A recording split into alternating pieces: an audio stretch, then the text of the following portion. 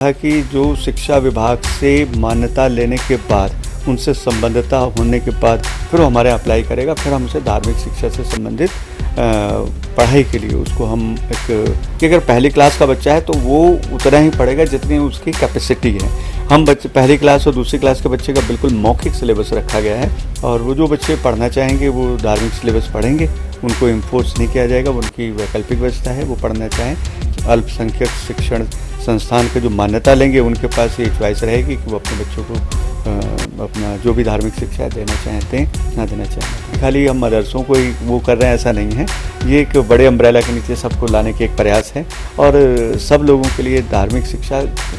सबके लिए ज़रूरी है कि अगर पहली क्लास का बच्चा है तो वो उतना ही पढ़ेगा जितनी उसकी कैपेसिटी है। हम बच्चे पहली क्लास और दूसरी क्लास के बच्चे का बिल्कुल मौखिक सिलेबस रखा गया है।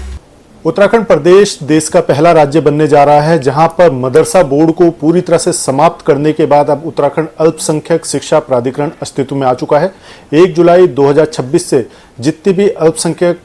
समुदाय से जुड़ी हुई पढ़ाई लिखाई है वो सब अल्पसंख्यक शिक्षा प्राधिकरण के तहत होगी। और क्या कुछ इसका सिलेबस रहेगा, कौन लोग इसमें कार्य करेंगे, तो इन तमाम विषयों को लेकर खुद शिक्षा प्राधिकरण के अध्यक्ष प्रोफेसर सुरजीत सिंह गांधी जी इस वक्त हमारे साथ हैं। सर, पहले तो समझना चाहेंगे पूरा शिक्षा प्राधिकरण है क्या चीज, क्योंकि तमाम तरह की भ्रांतियां चर्चाएं हैं, हालांकि अब तो इम्प्लीमेंट हो चुका है, लेकिन ये है क्या चीज? शिक्षा प्राधिकरण तो 2025 एक्ट से लागू है यहाँ पर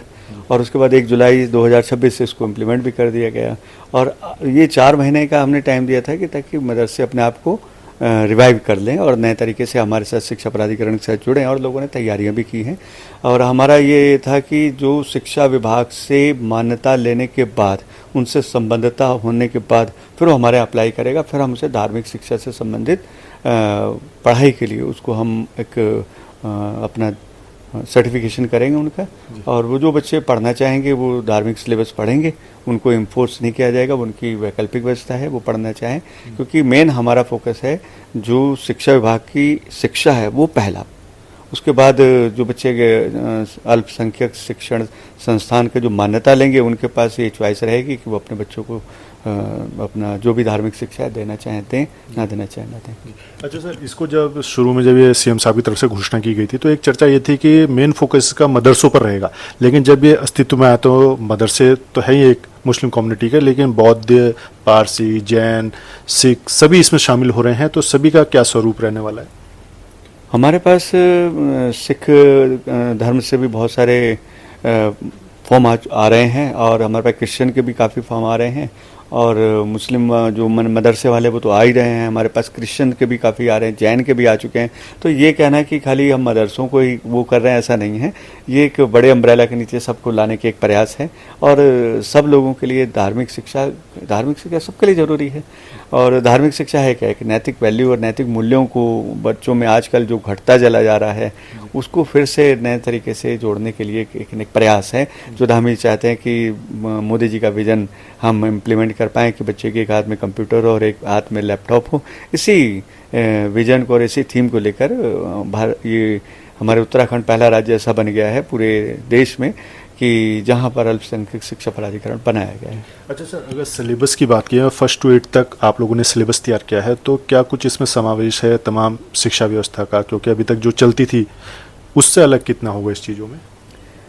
जो शिक्षा व्यवस्था है उसका इससे हमारा कोई मतलब नहीं है। हमारा तो धार्मिक शिक्षा से पर्टिकुलर वो है कि धार्मिक शिक्षा, जैसे मान लीजिए किसी भी धर्म की शिक्षा जो पढ़ रहा था,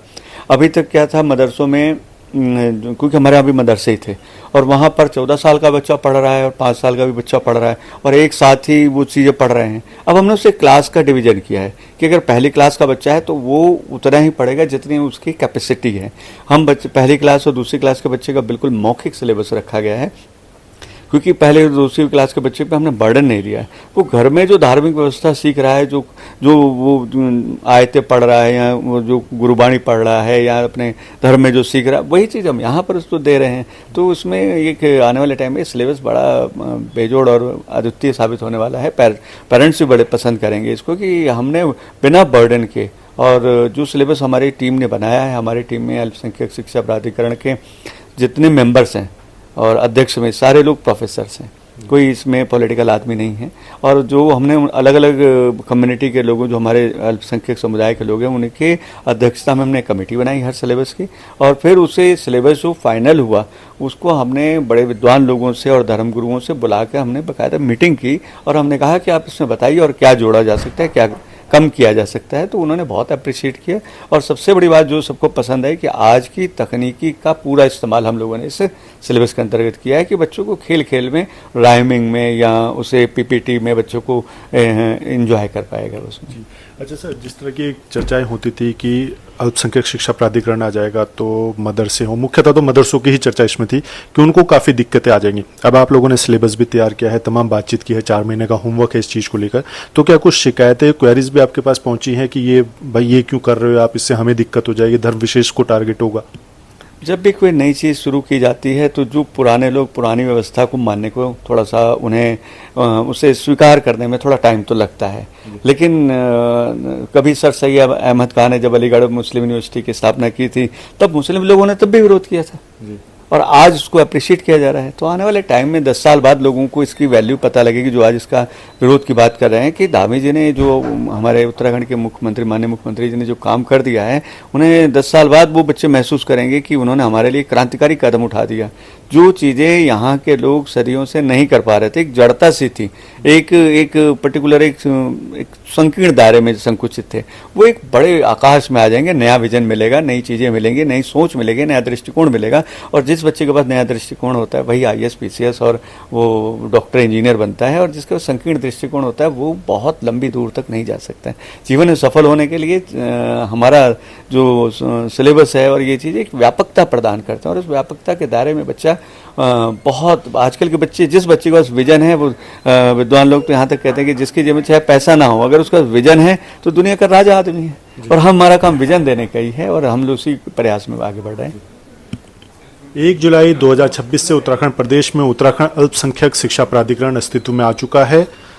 पहले ये बात कही जा रही थी कि केवल मदरसों को देखते हुए ही इस प्राधिकरण का गठन किया गया है, लेकिन जब अस्तित्व में आया तो तमाम अल्पसंख्यक समुदाय, चाहे उसमें मदरसे हों, सिख धर्म से जुड़ी हुई चीज़ों हों, पारसी, जैन, तमाम ऐसी चीज़ों को इसमें शामिल किया गया, जिनको एक बड़े अम्ब्रेला के नीचे यहाँ पर लाया गया है। और प्रोफेसर सुरजीत सिंह गांधी जी, जो अध्यक्ष हैं प्राधिकरण के, उन्होंने बातचीत की है। खासतौर पर उन्होंने इस बात पर इम्प्लीमेंट किया है और तमाम चीज़ों पर फोकस किया है कि एक बड़ा क्रांतिकारी बदलाव होगा आने वाले 10 साल के भीतर, क्योंकि अभी तक की जो पढ़ाई होती थी वो सीमित होती थी, लेकिन अब जब प्राधिकरण उसको देखेगा, तमाम चीज़ें व्यवस्था बनाएगा, तो पढ़ाई का दायरा भी बढ़ेगा और पढ़ाई करने वालों का दायरा भी व्यापक तौर पर बढ़ेगा। और इसका आने वाले समय में उन बच्चों को फायदा होगा जो आज इसमें शुरुआत कर रहे हैं, और 5-10 साल बाद जो वो निकलेंगे इससे पढ़कर, तो उनकी सोच काफ़ी व्यापक होगी। अजीत काम्बोज, उत्तराखंड न्यूज़, देहरादून।